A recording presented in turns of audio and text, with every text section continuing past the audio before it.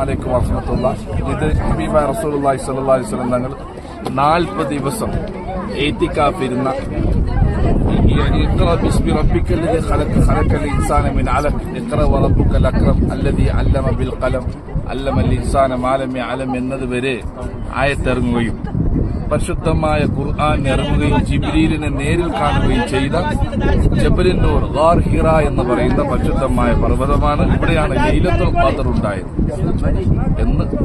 അതുമാത്രമല്ല, ഇവിടെ നിന്ന് ഇറങ്ങിയിട്ടാണ് അല്ലാഹുവിന്റെ റസൂൽ പരിശുദ്ധ ഖുർആനിലൂടെ അല്ലാഹുവിന്റെ ഹബീബിനോട് പറഞ്ഞു കൊടുത്തത്, യാ അയ്യുഹൽ മുദ്ദസിർ ഖും ഫഅൻദിർ വസിയാബക ഫതഹിർ എന്ന സൂറത്ത് ഇറങ്ങിയത്.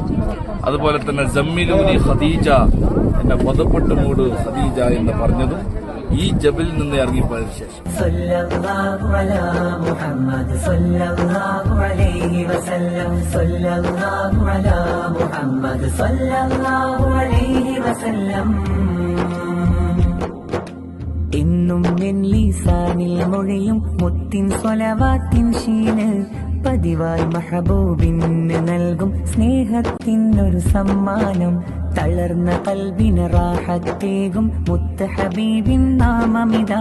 വിജയത്തിനായി തേടിയിടും ഞാൻ കനിയേണം നീ പെരിയോനെ.